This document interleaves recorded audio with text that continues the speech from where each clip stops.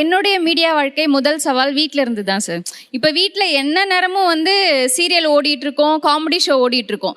Sir, அவர் இந்த உலகத்துக்கு ஏதோ ஒரு முக்கிய செய்தி சொல்ல வராரு, அவர் கொஞ்சம் சொல்ல விடுங்க. நான் ஒரு கேரக்டரா அந்த இடத்துல நடிச்சிட்டு இருக்கும்போது என் குடும்பம் அதை அங்கீகரிக்காது. அப்ப அடுத்த வீட்டு பொண்ணு நடிச்சா அதை அங்கீகரிப்பாங்க, ஆனா தான் வீட்டுல இருக்கிற பொண்ணு போய் நடிச்சா அதை அங்கீகரிக்கவே மாட்டாங்க.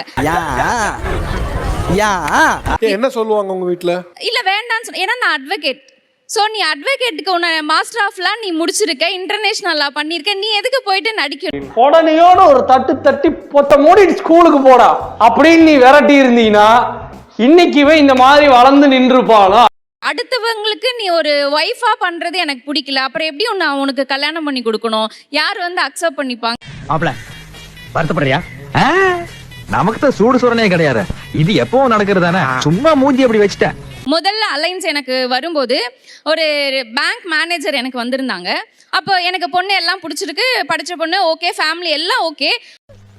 நான் கூட ஒரு காலத்துல ரொம்ப சந்தோஷமா இருந்தேன். உன்னை பார்த்ததுக்கு பின்னாலதான் எனக்கு பைத்தியமே பிடிச்சிச்சு, காதல் பைத்தியம். மீடியாவை மட்டும் விட்டுறணும். நான் 2009க்கு இங்க வந்து அடிச்சு பிடிச்சி ஒரு சேனல்ல ஆங்கர் ஆகி அதுக்கப்புறம் சீரியலுக்கு வந்து நம்ம இது யாருக்குமே கிடைக்க கூடாது. அடுத்து நான் எங்க நிக்கணும்? நடு ரோட்ல போய் லாரி வரும், மேலே ஏற்றா போ. ஓகேப்பா, நம்ம இங்கிட்டு